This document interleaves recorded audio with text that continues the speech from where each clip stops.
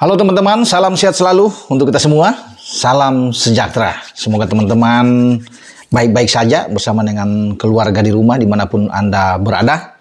Dan saya akan mengalihkan topik dari hingar-bingar ya, pagelaran Piala Asia U23 di Qatar, di mana Indonesia kemarin sudah mengalahkan Australia dan membuka peluang untuk bisa maju ke babak perempat final atau 8 besar, tapi masih punya satu pertandingan lagi melawan Yordania pada besok hari di Abdullah bin Khalifa.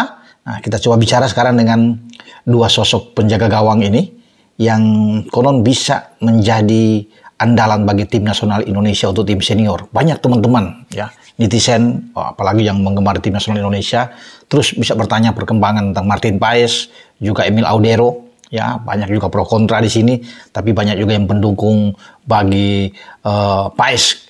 Ya, karena Paes sekarang sedang berjuang di CAS dan PSSI terus ya ingin melaksanakan, menuntaskan lewat Pak Ketua Umum, Pak Erik, bagaimana Paes ini setelah ada di CAS ingin cepat-cepat ya, diselesaikan untuk dinaturalisasi. Dan muncul kabar terakhir, pasti teman-teman sudah tahu, karena sebelum lama ini kan Pak Ketua Umum PSSI berkunjung ke Italia, ketemu dengan Massimo Moratti, mantan ya orang nomor 1 di Internazionale of Milan Inter. Dan Pak Erik juga sedang berkunjung ke markas Sampdoria, bertemu dengan orang nomor 1 di Sampdoria, Pak Razzilli ya. Di sana juga dia ketemu dengan Emil Audero, penjaga gawang yang sebelumnya digadang-gadang ingin masuk ke tim nasional kita, tapi mungkin dia masih menginginkan saat itu berharap dipanggil tim nasional Italia, tapi sampai saat ini pintu sudah tertutup saya pikir ya untuk Emil. Ayahnya juga pernah mengatakan untuk ya seperti mimpi untuk bermain di tim nasional Italia itu kemarin-kemarin ya sebelumnya, sehingga ini kan menimbulkan ada rasa geram juga, kecewa dari para penggemar sepak bola Indonesia. Tapi ketika Emil bersalaman dengan Pak Erick Thohir belum lama ini, kabar itu mencuat bahwa kemungkinan besar jika sudah ada salaman ya, ini Emil akan memperkuat tim nasional kita.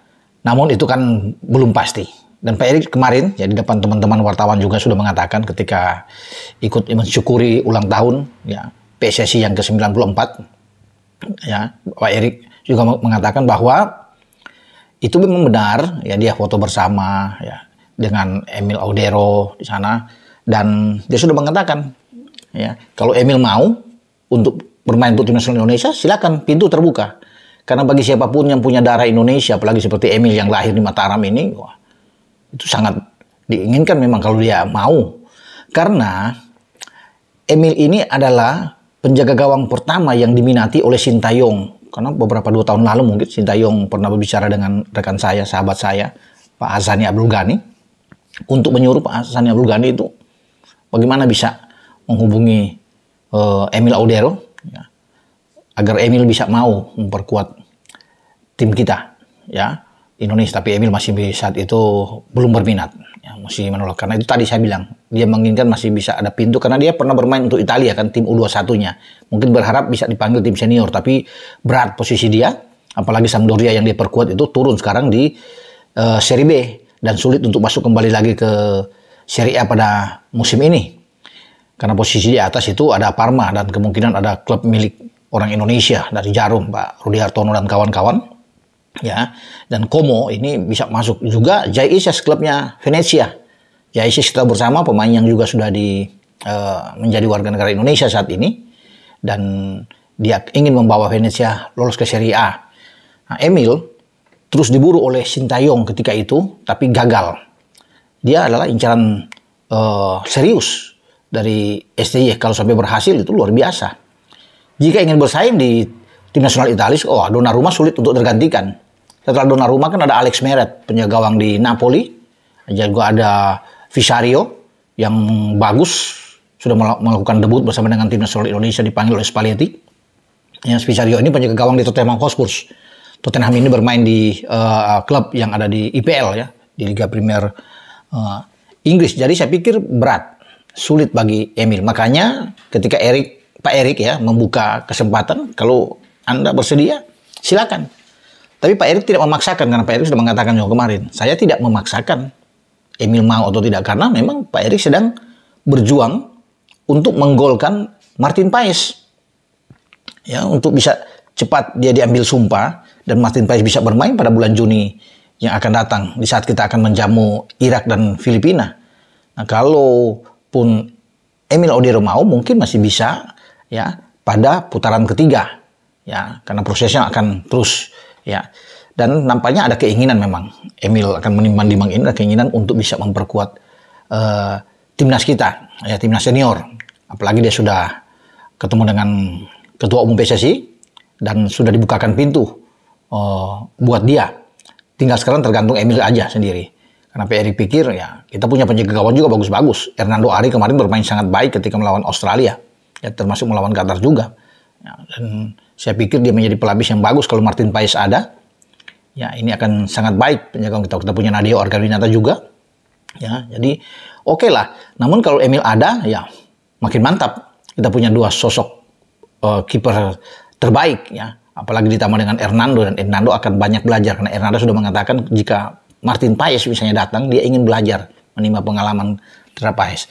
Kalau membandingkan Paes dengan Emil, memang kalah dalam hal market ya untuk pasar. Tapi kalau untuk rutin bermain masih Paes, dia menjadi penjaga gawang utama di Dallas. Sementara bagi Emil ini kan sulit, baru 4 kali bermain mungkin bersama dengan Inter Milan, dan 1 kali di Coppa Italia di bawah 16 besar ketika kalah lawan Bologna ketika itu.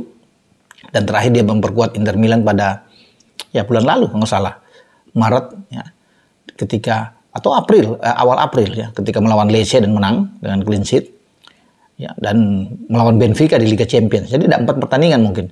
Dia lebih banyak duduk di bangku cadangan, dipinjamkan dari Sampdoria ke Inter Milan. Emil akan mengakhiri masa peminjaman itu di musim panas bulan Juni yang akan datang. Jadi dia bisa kembali ke Sampdoria. Makanya Pak Erick Thohir itu setelah berkunjung ke Inter ya, kangen-kangenan dengan Moratti, dia langsung Pak Erik ke markas Sampdoria, ketemu dengan Mr. Razili di sana, dan juga sekaligus di sana ada Emil. Jadi kalau Emil bisa balik ke Sampdo, punya kesempatan Emil untuk bisa memilih bermain untuk Indonesia. Apalagi kalau kita lolos ke putaran ketiga, karena kita sudah 1 langkah lagi dalam 2 pertandingan itu menang, entah lawan Irak atau Filipina, kita maju ke putaran ketiga. Karena Irak kan sudah pasti lolos. Tantangan kita hanya Vietnam, ya. Karena hitung-hitungannya kalau kita 2 kali imbang saja dengan Irak, imbang dan juga dengan Filipina, katakan imbang ini ya, ya kasar-kasarnya di sini, walaupun Vietnam 2 kali menang, poin sama 9, kita tetap lolos. Karena kita menang head to head lawan Vietnam 2 kali menang, 1-0 di GBK dan 1-0 di Maidin di Hanoi, 3-0 di Maidin Hanoi, ya. Jadi kita bisa menang melawan Vietnam dan Emil bisa bermain di babak selanjutnya. Nah, bagaimana dengan Martin Paes? Ya, banyak yang mengatakan ini. Martin Paes sedang belajar sekarang, berjuang. Ya, dan Martin Paes yakin bahwa dirinya bisa menjadi warga negara Indonesia, bisa bermain untuk tim nasional senior kita. Ya, dia yakin dengan usaha keras, upaya yang dilakukan oleh petinggi-petinggi PSSI dari Exco atau dari ketua umum PSSI yang berjuang untuk dirinya. Makanya ketika dia yakin dengan posisi dia, ya, apalagi dapat dukungan kuat dari keluarga, ini kan satu hal yang berbeda. Kalau Emil itu tidak mendapatkan dukungan dari ayahnya waktu itu ketika dicoba ditawarkan di tim nasional. Tapi Paes itu keluarganya luar biasa. Ketika dia datang ke Indonesia aja untuk berkunjung di sini, memastikan bahwa dia mengurus semua dokumen administrasi, surat-surat dia, itu keluarganya melepas dengan air mata, menangis. Ya, karena bagaimana niat dari seorang, kesungguhan dari Martin Paes ini untuk menjadi warga negara Indonesia, ingin berbakti kepada leluhurnya, bangsa negara Indonesia ini. Dia ingin memberikan yang terbaik, padahal dia punya paspor Belanda. Sebenarnya punya kesempatan juga untuk bermain di tim nasional Belanda, walaupun dia bisa menjadi kiper ketiga. Tapi dia memilih untuk Indonesia, karena dia tahu dia ingin memberikan yang terbaik buat Indonesia. Ya, bukan saja bermain di Asia, tapi juga ingin membawa Indonesia lolos ke Piala Dunia. Makanya Martin Paes saat ini itu getol, ya, dia berlatih atau belajar bahasa Indonesia untuk memperlancar bahasa Indonesia. Dia mungkin membuka di Google atau dia macam-macam yang dia lakukan, ya dibantu oleh keluarga dia, ya teman-teman juga, dan dia terus bisa berlatih terus setiap hari, ya bicara bahasa Indonesia terus, bahasa Indonesia, sehingga ketika dia datang untuk dinaturalisasi dan dia diambil sumpah, dia sudah fasih, sudah lancar. Nah, ini kan niat bagus. Jadi dia tidak belajar pada saat dia tapi sudah sebelum itu, sebelum ke bulan Juni, dia sudah belajar terus. Tiap hari, ya, Martin Paes belajar bahasa Indonesia terus, bahasa Indonesia. Lagu Indonesia Raya dia sudah hafal, Indonesia Raya, ya. Jadi dia Dia betul-betul niatnya luar biasa.